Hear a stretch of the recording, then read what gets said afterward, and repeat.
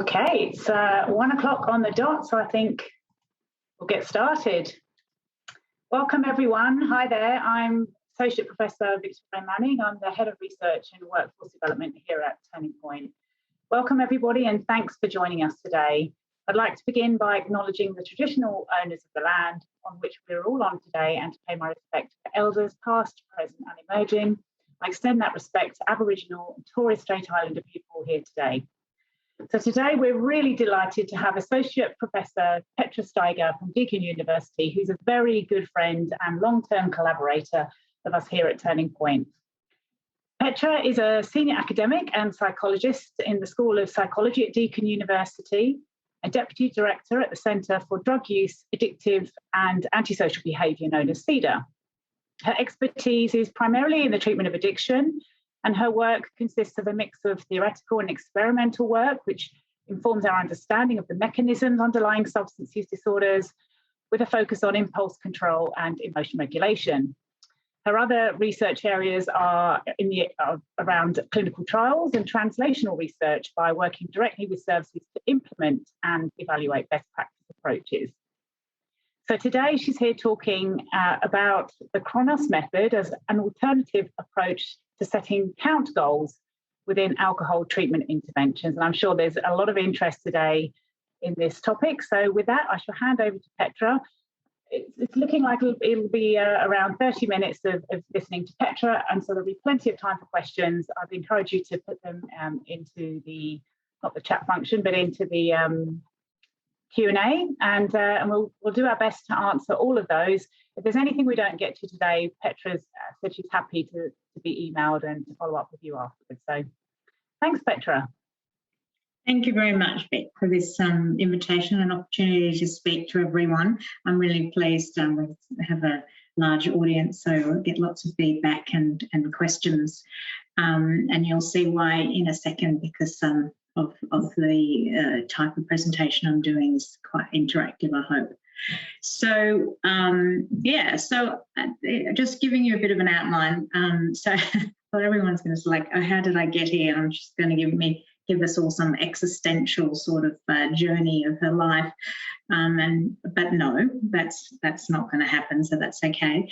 But yes, I just want to give a bit of a context of how I got to this point of sort of really thinking are count goals, helpful in terms of setting goals in alcohol treatment, and what are some of the challenges, and can we think of a sort of an alternative approach. So this is really my first opportunity to sort of talk about this model or approach with a big audience. So I'm sort of really appreciative of you attending, and I'm really interested in your feedback around if you think this would help with your clients. So without further ado, of course, acknowledgements, there's probably many more people in terms of, but I'm just talking specifically about acknowledging the people that assisted me thinking through this and we called it Chronos. You'll see why in a little while. It's just my play with words around time.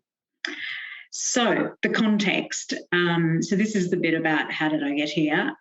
So for those of you who know me, I've spent quite a long time looking at doing research, both as a clinician and obviously as a researcher, around looking at evidence-based interventions across sort of drinking, smoking, illicit drugs in both clinical and community populations, and hence obviously collaborating with Turning Point and Vic more specifically. So one of the things that we know from, despite sometimes we feel like, oh my goodness, what works, is that treatment does work. I don't know, CBTs and the red there. The reason that comes up often is that CBT is often what most people do trials on. It doesn't necessarily mean that these other interventions are less or more effective, but we know that there are certain elements to do with having a structured approach, having goals, thinking through and challenging some of the issues that might be maintaining our problem use. But we know that there's lots of other interventions as well, and most of you will be very familiar with this group of interventions on the sort of cloud thing that, well, I can't say I developed, Laura did. So one of the things, though, that I have been sort of thinking about all along, but in particular is treatment access. And we know from, in fact, some of the work that's been done at Turning Point that the majority of people who do engage in problematic use don't seek help, don't receive treatment. And so there is this real access issue. I'm not going to talk about why that's the case, but certainly that's been something that I've been putting my mind to, and I know lots of people have focused on this. And in particular, I think in the last 5 or 10 years, there's been opportunities around digital interventions. And so not surprisingly, I was thinking about, okay, there may be an app that might address some of the access issues. So when I had a look at the literature on apps sort of several years ago, and you'll see there's a little number 1 over there on the corner, and that's a systematic review, which I thought, oh, well, this won't take long, and then years later. So please read it. I've got the reference at the end of this presentation. But clearly, and this is pretty common, and many of you would know this from sort of physical activity apps or nutrition or diet, that the most sort of frequent components of apps are goal setting, self-monitoring and feedback. And they're like the cornerstones of behaviour change. What you notice in there is that there's not a description of the psychological intervention component, and that is what we found in our review varies enormously. So some people using very long, complicated, sort of almost like trying to translate FaceTime, there we go, face-to-face interventions into apps. Or other, other times, like you've got complicated mindfulness and ACT and all sorts of things. In the review, it was a little bit difficult to disentangle, but it really certainly came across that you can't do that. You can't put all this complexity into an app, and you know that yourself when you look at smartphone apps. You don't want to be filled up with lots of detail.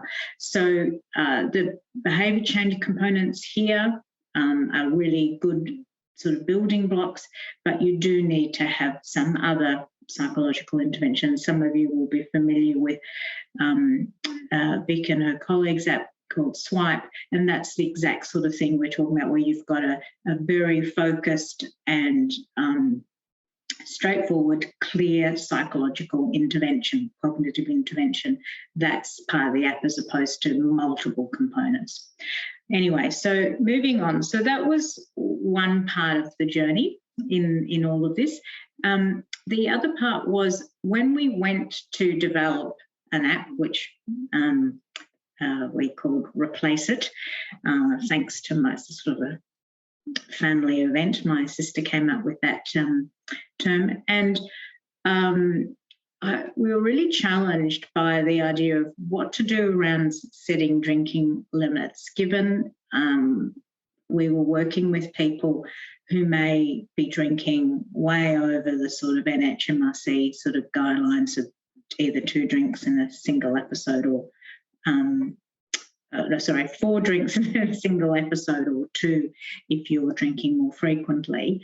And so we felt that it would perhaps be not matching with where people were coming from if they were drinking, say, a couple of bottles of wine, and to sort of set that goal might seem really unrealistic initially. And we felt it was unethical to set higher goals, etc. And so then we thought, okay, after having lots of discussion, we thought we'll ask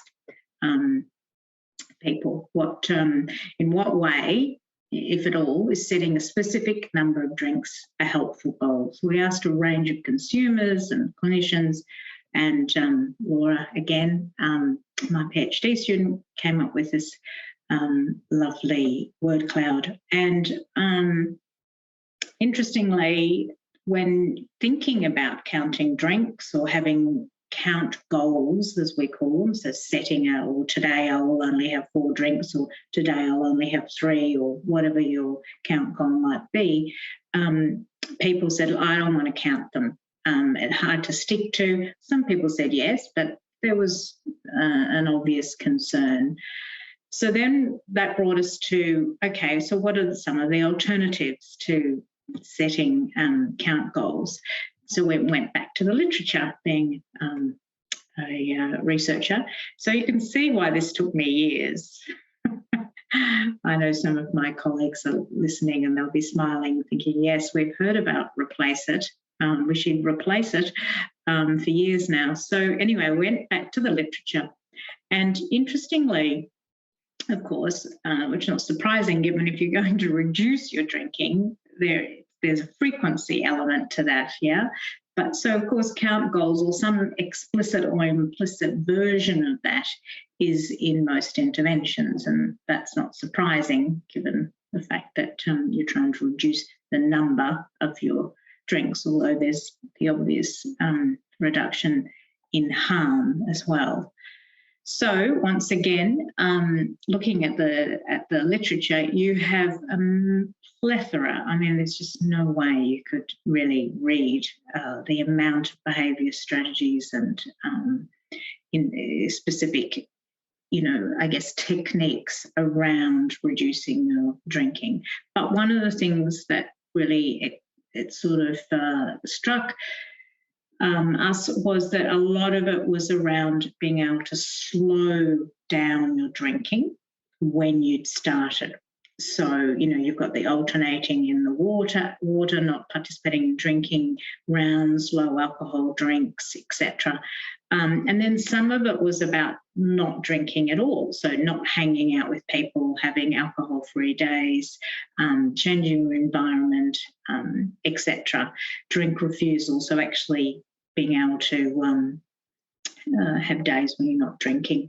And very little about stopping. And of course, once you start, which as we all know, that is quite challenging. And yet, really, when you think about count goals and the idea that I will drink only 4 drinks today, that requires a stop at that 4-drink point. It requires you to count, and it requires you to keep track, obviously, counting, and it requires you to stop. And of course, at that point, you have the disinhibitory effects of alcohol, and that becomes harder. So we did find that people reported that the alcohol-free days were really helpful. And so we thought, okay, we've got slowing down and we've got alcohol-free days. Stopping's really tricky. And one of the other things that came up was, starting later, eating dinner first, etc.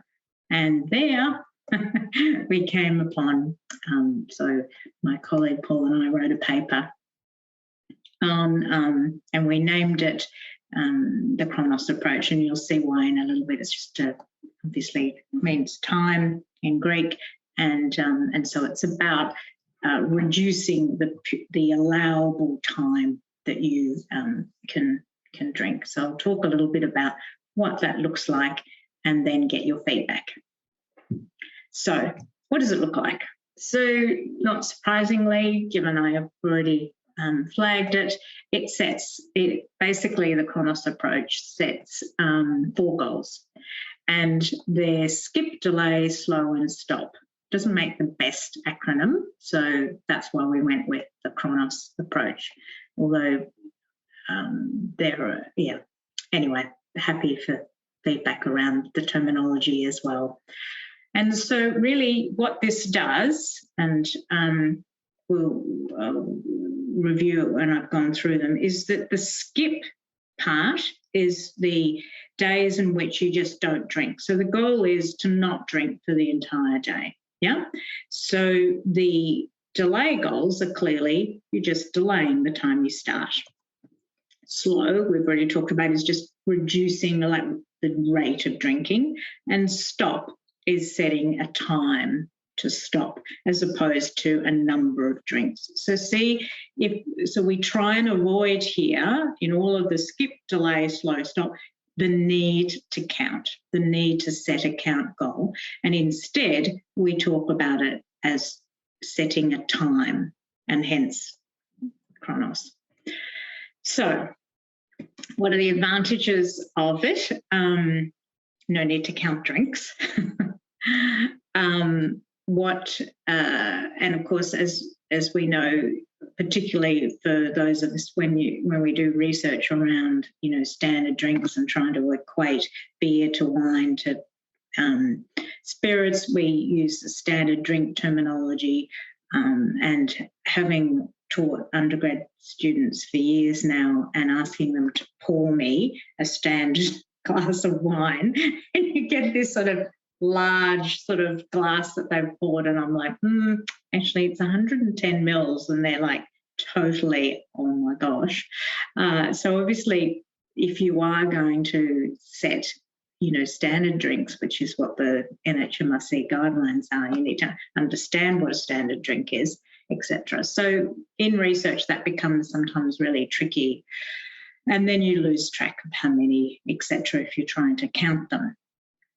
So the other advantage, which is where we play around with the concept of time, which has sort of some benefits and some challenges, is that you're actually reducing the decision point around drinking. And we know so I've done quite a lot of research and reading really around behaviour change and the theories around behaviour change and habit. And I find it sort of quite fascinating because in some ways it's like the clinical psychologists and the health psychologists who do a lot of the behaviour change don't really talk to each other, and yet very similar sorts of theories and concepts, and obviously similar behaviours that you're addressing, health behaviours like overeating, drinking, gambling, smoking, etc., but really coming at it sort of from different frameworks. So from the behaviour change perspective, you want to reduce as much as possible the idea of having to make decisions, and so that because you've got this automaticity that occurs, which we know from some of the cognitive work that we've done, and in particular Vic and I have done over many years now, is this idea that you have these automatic approach biases or difficulty with inhibiting. And so therefore having opportunity or having a system that reduces these decision time points could be helpful. So that's just a hypothesis. I have no evidence for this. And the other thing is getting back to the app story, which is, of course, full circle round, is that the Chronos Approach, I think, lends itself well to a digital intervention, because it pops up on the screen, today is a skip day. And then in the Replace It app, we actually have a strategy that you choose that's tailored to you for each of the 4 goals. But I'm not going to discuss that today. I just want to talk about the goals. And then you might have your delay time. Today is 7, and you can change that depending on, with an app you've got that flexibility.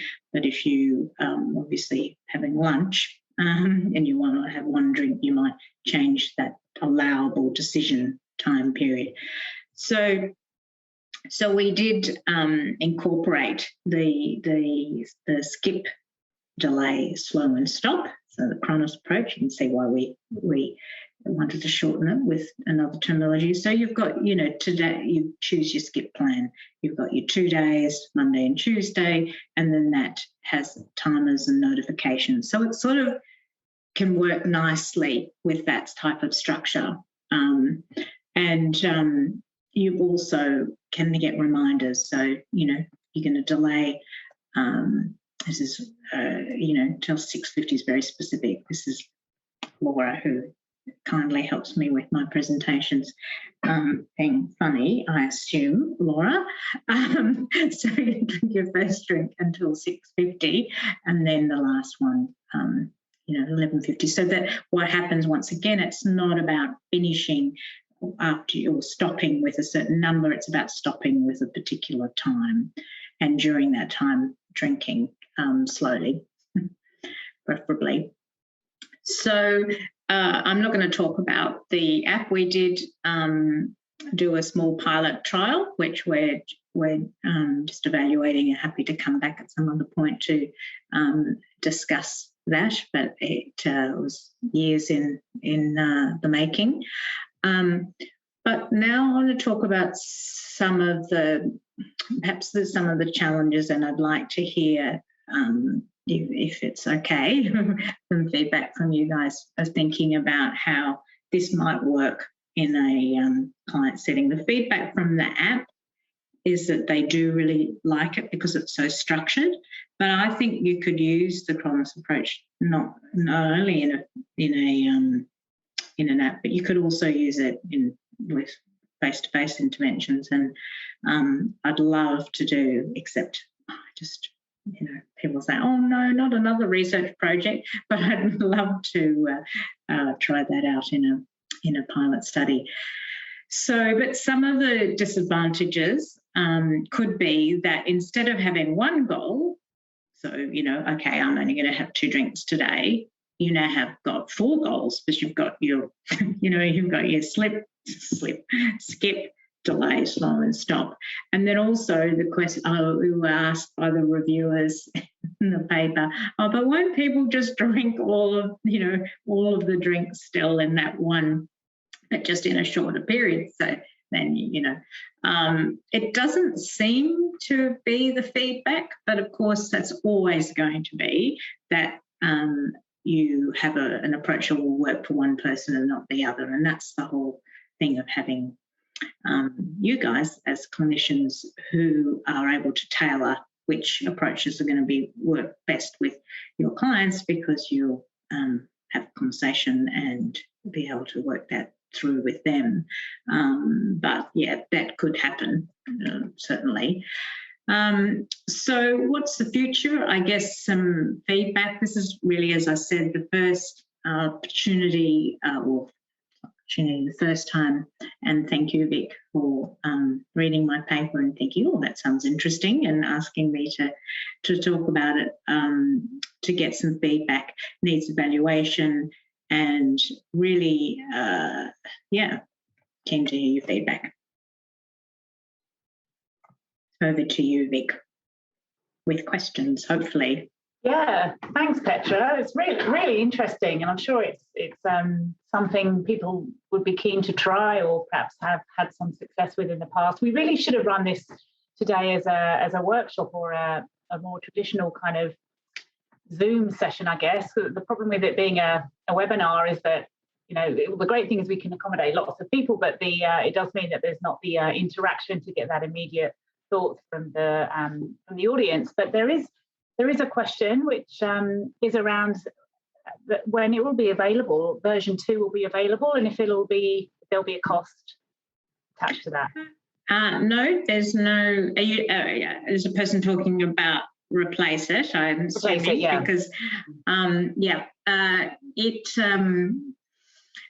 it will be available soon. Vic will appreciate the complexities with software developers, but actually Vic and I are going to collaborate on version 2 and implement it more broadly. So I'm hoping in the next month, maybe.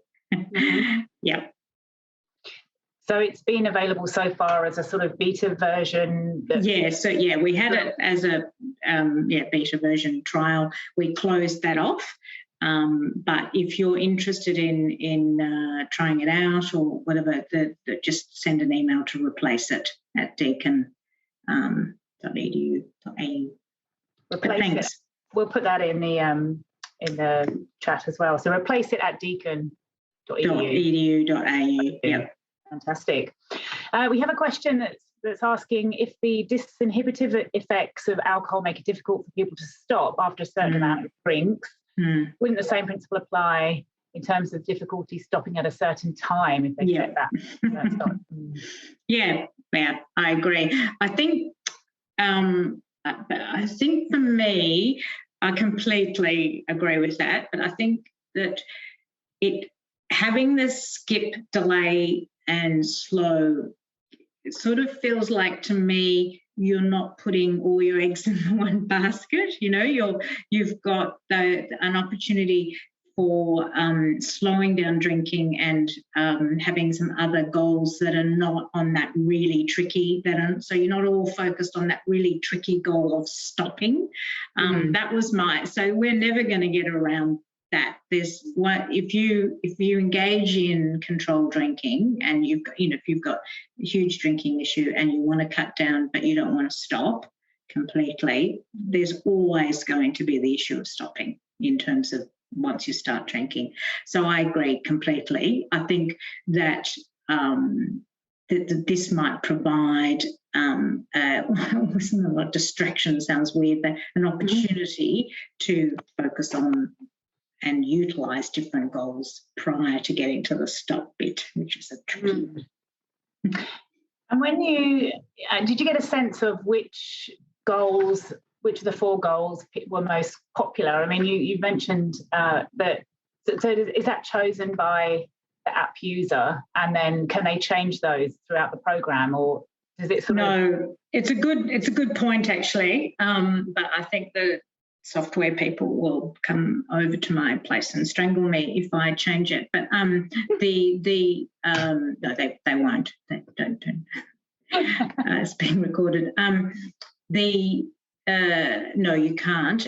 You can change the strategies that are linked to each. So there's one strategy for every that you tailor to yourself, that it's like a menu that you choose. You can change that, but you always have those 4 plans. I mean, you can just ignore them and focus on one. One that people like the most is the alcohol-free days. I mean, not that they like it, but they find it the most helpful.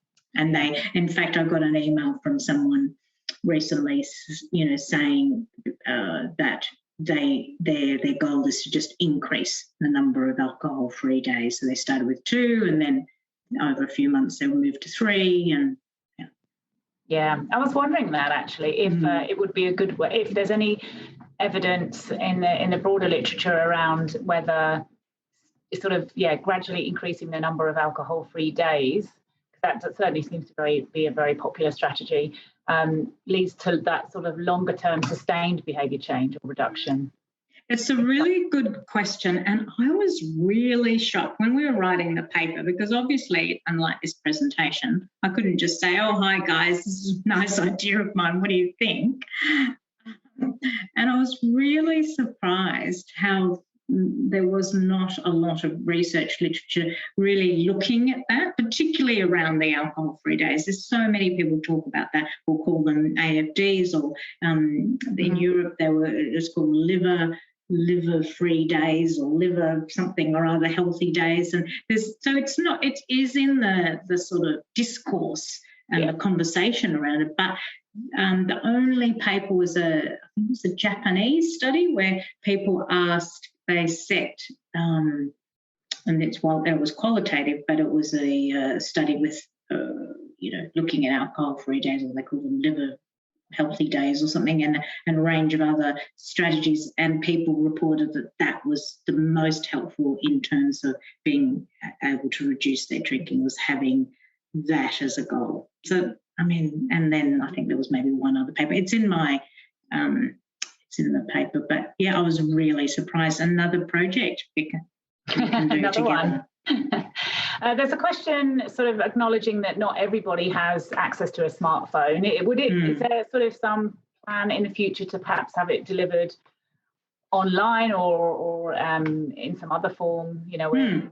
And that's where, as I said, it just came about development of it was because of that. But I don't see. I think it could be used face to face. I think it could be, I don't know, on the internet, on tip sheets, anything. Yeah, I agree. Like a physical calendar. Yep. Yeah. And what about for other substances? Any thoughts on how it could be used for, say, gambling or not substance, but other addictive behaviours? When we wrote the paper, as you can see from the title, we talked about a range of potentially being for a range of addictive behaviours. So I certainly can't see why that wouldn't be the case. I think it lends itself the most to alcohol, just because we speak so often about counting drinks and having, and clearly things like smoking, really the health advice is to not smoke rather than sort of a reduction. And the other, with gambling, I did have a bit of a chat to Nikki Dowling about that, who's a deacon and around, and as you know, and she thought that maybe you could do that around money, so you would set that, so instead of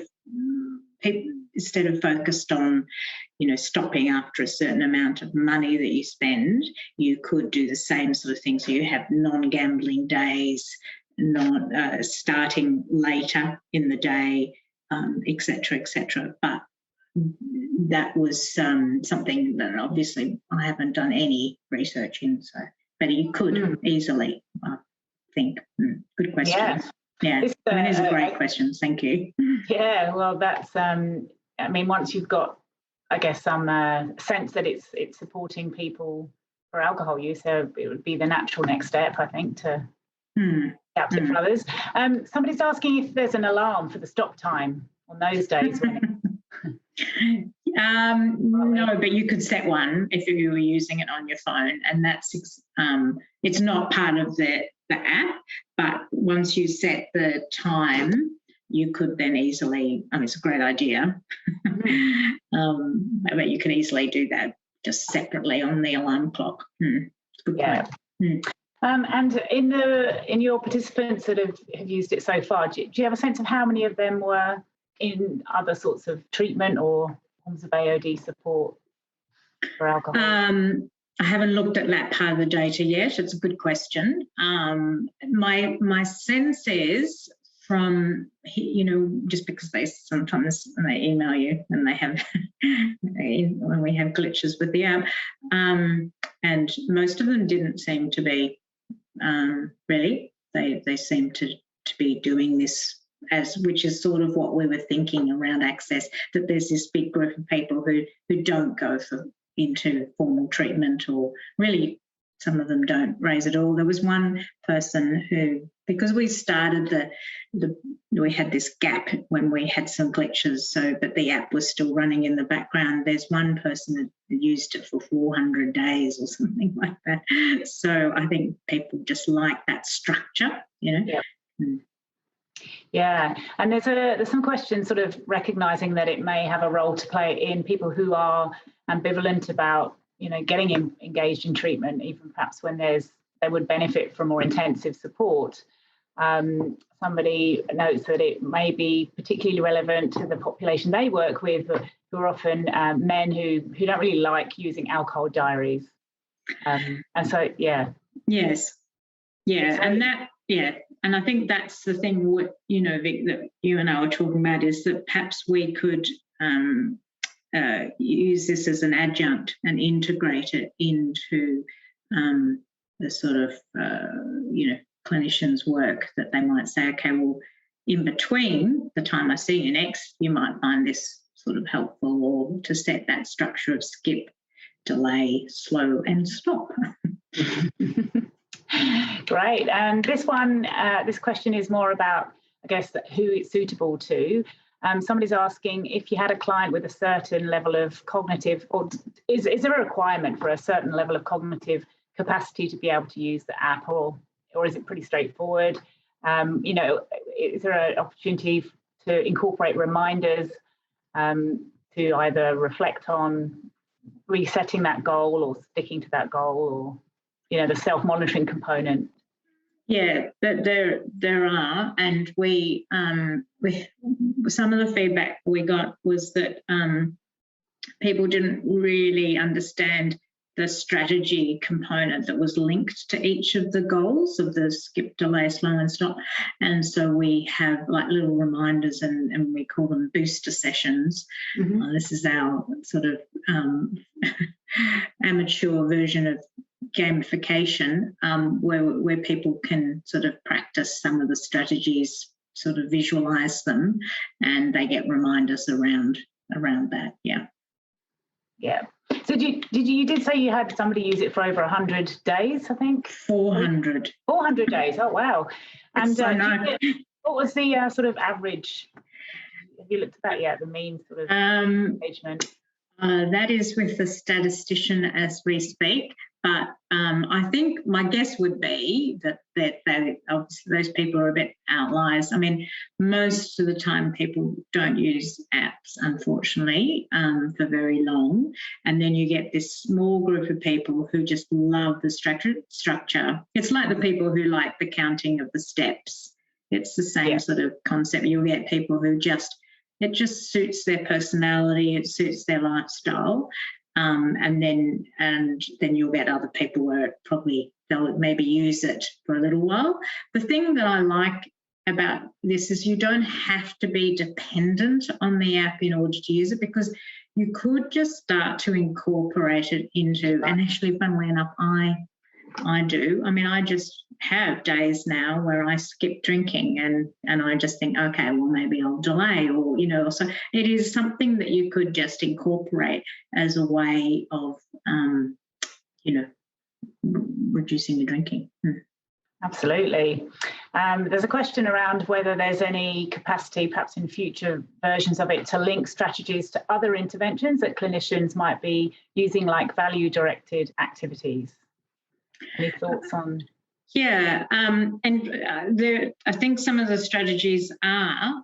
So what we did is we did this sort of massive, you know, Delphi study where we just had a whole range of strategies that we got based on current evidence-based interventions, and then asked clinicians. I think some of you might have been asked, about 20 or 30 clinicians, to sort of rank them and choosing, and definitely there were value-based strategies as part of that. Not as much as there would be in a you know, an ACT intervention, but yet I agree completely. Living your values is really essential. Okay, so a few more coming in now. Somebody asks if you think it will be useful for people wanting to reintroduce drinking after a period of abstinence. Has there been any, I mean, perhaps not with Replace It or the Chronos Method itself, but can you speak to that in there? Yeah, so I guess so if you've got someone who's perhaps had, I'm just coming up with a scenario of, you know, being in residential treatment, has decided that they want to, or has been ill for a long time or whatever, wants to engage in what we call controlled drinking rather than abstinence or, you know, excessive. And so, yeah, definitely, because it's really, if it becomes a habit, and that's what we understand now about, we have to, it's like brushing our teeth or flossing or doing exercise, we need to incorporate it so that it's seamless, so that it's part of our everyday behaviour that doesn't require decision points. It's decision points that help, that result in us getting unstuck with any sort of new behaviour change that we want to make. And so in that respect, having the repetition and having that, and that's why we sort of, you know, created the sort of Chronos approach and packaged it so that it's easy to integrate, and then something you can just say to yourself, okay, today's my skip day, I'm going to delay today, you know, because I'm going to drink something, but I'm going to, you know, I usually start at 5, I'm going to start till 6,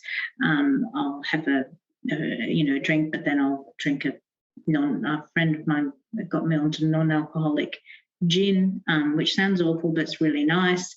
And then, okay, but I'm going to stop at 8 o'clock. Done. No decision, just, well, you make the decision. But once you've got that plan in your app and plan in your mind, and you change, and you have that repetition, it becomes a successful, maintained behaviour change, which is what we aim for. Yeah, definitely. And there's a question around risk for alcohol withdrawal seizures if somebody's sort of in that dependent range and then having a skip day. Yeah, of course. And we say that at the beginning of the app. We say that if you're not able to have an alcohol-free day already, like that you can't, then the app's not, that this approach isn't for you. You need to seek, professional assistance. So absolutely. And is there does it link people? Because obviously this is primarily a non-treatment seeking sample that's used to replace it. Yeah. So does it link people to AOD support? Yes, I think there's in the frequently asked questions section, we ask people to speak to their GP at the beginning around the issue of if you can't have an alcohol-free day, and then there's there's a whole lot of questions that you might have, and one of them directs you to a range of service, perhaps direct line, or I can't remember the specifics, but yes, it does. Oh, that's great. And another question about the app itself, whether it provides positive reinforcement like you would give in a face-to-face sort of context, such as notifications which prompt you to keep going or congratulate you for achieving either a skip day or sticking to those goals, whether it's stop or slow or delay. Sorry, stop, slow or delay. Skip, delay, slow, stop. I know even I sort of skip, delay, slow, stop. Yeah.